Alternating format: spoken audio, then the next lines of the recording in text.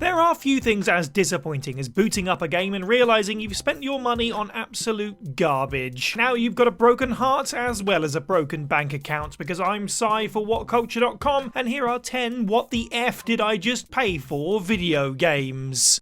Number 10, Star Wars Jedi Survivor. Is it too much to ask for a AAA game to run at a reliable 60 frames a second in this day and age? Is it really too much? It's not wrong to expect a certain level of quality when picking up a Star Wars game. The perpetual cash cow created by George Lucas has no excuse for poor quality given its vast wealth and prestige. And that's what makes it all the more frustrating when you buy something that's not up to scratch. Jedi Survivor is at its core a great game. In fact, as of right now, you can pick it up and be pretty happy with it due to the latest patches. However, the same can't be said for that dark time not in a galaxy far, far away when the game first released in an unfinished state. Playing this game was a nightmare as the poor frame rate issues led to it running like a stuttering car engine. This was a disastrous error considering the game's reliance on frame-perfect Souls-like combat. When you're shelling out the money for a AAA release, then you expect the quality of a AAA release. That goes double for a property owned by the House of Mouse. Number 9, WWE 2K20.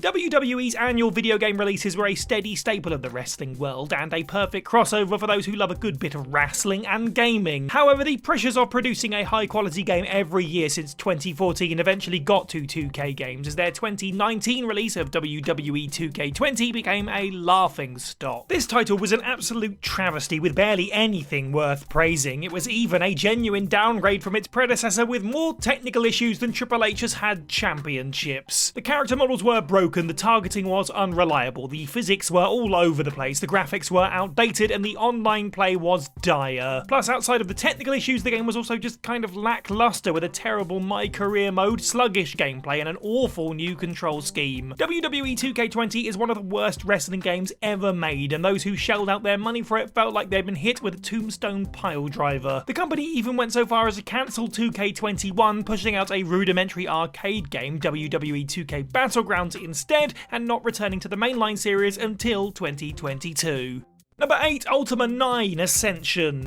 The Ultima series might not have the same mass appeal as properties like The Elder Scrolls or Final Fantasy, but there was a time when it was arguably the best Western RPG series on the market. Sadly, rather than going out in a blaze of glory, it died like a damp firecracker as the 9th and final installment was the worst of the bunch. The collective reaction to this game was that it was entirely unfinished, ugly as hell, and full of bugs. You also needed the strongest of PC hardware just to run it. As if the game's broken state wasn't bad enough, it also actively ignored and contradicted lore continuity from the previous titles, and that's like slapping long-time players in the face. Tragically, in a sentiment that's all too familiar for modern gamers, the villain in this story and culprit of the game's failure was the dreaded Electronic Arts. EA infamously breathed down Origin Systems' necks throughout the production of Ascension, cutting their development time, forcing them to work with an unfamiliar engine, and pressuring them into releasing the game half-baked. Loyal players who picked up this game wasted their money on the last installment of a once-beloved franchise.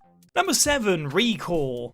Reco came along in 2016 with the promise of being an Xbox One smash hit. How did that go? Well, it wouldn't be on this list if it pulled it off. The names involved in this game should have been enough to make something worthwhile. A story written by Halo's Joseph Staten, concepts from Keiji Inafune, the co-creator of Mega Man, the Metroid Prime series director Mark Bassini at the helm. Come on, it's all too good to be true. And sadly that was the case, as this acclaimed team's efforts were not enough to save this Xbox One title from a broken launch. Reco arrived with a boatload of issues, with one of the worst being its tendency to crash unexpectedly. It was also plagued with lengthy loading screens that pushed you into long bouts of inactivity, testing your patience and tanking the game's pacing. If you managed to push past those issues, you were rewarded with uninspired level design, tedious gameplay, and excessive grinding. Hooray! The Definitive Edition, released a year later, did fix a lot of these problems, but for many it was too little too late. Everyone who shelled out for what they thought would be the start of something special soon felt like they'd been played for fools.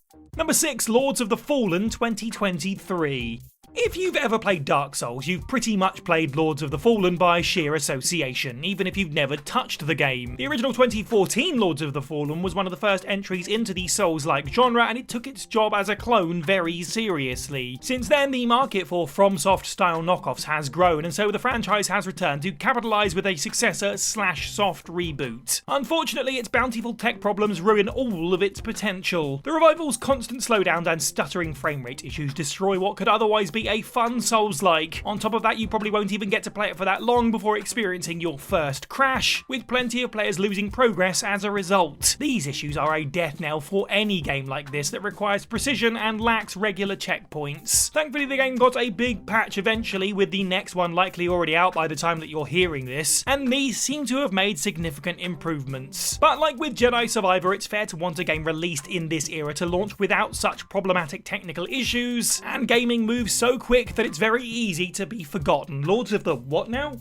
Number 5, Fallout 76. Bethesda and bugs, it's a tale as old as time. This monolithic developer is responsible for some of the most influential role-playing games the industry has ever seen. However, there's also this lurking sense that something is wrong with Bethesda, as even their best titles are full of game-breaking glitches, dodgy character animations, and more. And while players can forgive this, in most of their games there was no such patience for Fallout 76, which was so broken it destroyed faith in the franchise almost overnight. There was so much wrong with Fallout 76 upon its release that it's filled up several lists at this point by itself. The title was jam-packed with bugs, including poorly loading textures, invisible enemies, terrible frame rate issues, game crashes, and plenty else. Making all of this worse was the fact that it also came loaded with microtransactions and pay-to-win incentives. Plus, the core title wasn't really all that interesting, as the quests were uninspired and the gameplay was kind of dull. The title is in a much better state now with all of its post-release content, but there was a time where spending money on this game was akin to burning your wallet with a flamer.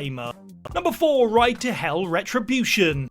Ride to Hell Retribution is a game so universally panned you could cook pasta in it. Anyone unlucky enough to have spent money on this disaster is probably still kicking themselves over it these 10 years later. Ride to Hell spent literal years in development hell after being announced in 2008, and when it hit the scene in 2013, it did so with all the pomp and circumstance of a trip to rehab. The graphics were terrible with a capital T, and it was so full of broken mechanics you couldn't help but laugh at it. However, the tedious gameplay was far less amusing, as it was so boring it felt like a chore. Poor writing, terrible tech, unresponsive controls, you name it, this game has it. It would also be remiss not to mention all those horrendous sex scenes. The game's bizarre reliance on awkward sex appeal screamed of a desperate desire to attract thirsty teenage boys. You wouldn't want your mum to walk in on this one, especially because she would have realised that you spent money on Ride to Hell Retribution, you idiot. Number 3, Sonic Boom, Rise of Lyric.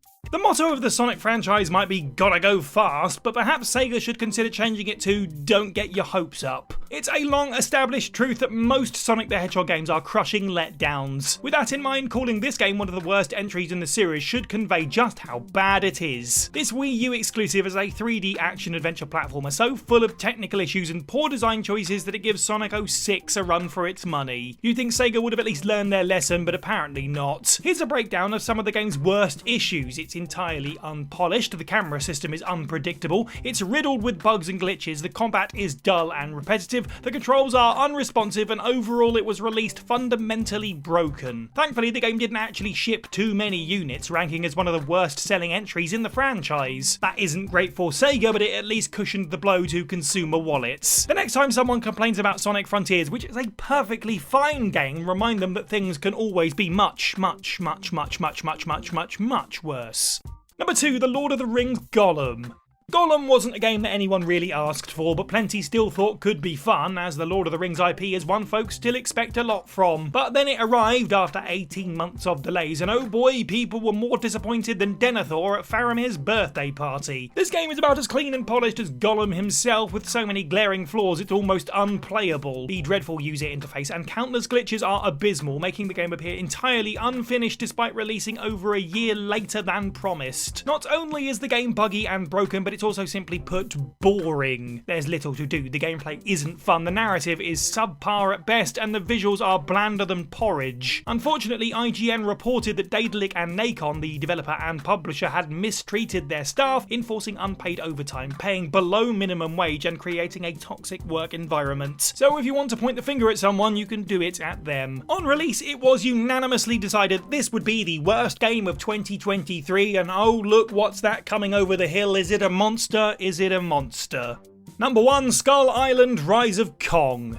Just look at this. If you've been on the internet for more than a few minutes in the last couple of months, you won't be surprised to see this disaster of a game on this list. The King Kong IP may be a media titan, but this game proves that the bigger they are, the harder they fall. Skull Island: Rise of Kong is an action-adventure game that tells the origin story of the legendary King Kong. However, it treats the character with all the prestige of a cheap mascot at a kid's birthday party. The visuals are diabolical and would look terrible even if the game came out a decade ago. Additionally, it's a buggy mess full of tedious gameplay, awful animations, and cutscenes riddled with technical errors. Overall, the game is a legitimate embarrassment, and anyone who paid money for it must feel like climbing the Empire State Building in a fit of rage right now. Sadly, like Gollum, this was another game plagued with a monstrous production. As per The Verge, the game's publishers, Game Mill Entertainment, forced the developers into a 1-year turnaround. Even the strongest team in the world would struggle to crank out a good game in that time frame, so pour one out for the poor staff at Iguana B Studios. And anyone else that had to work with Game Mill Entertainment, I'm looking at you, team behind the Walking Dead Destinies.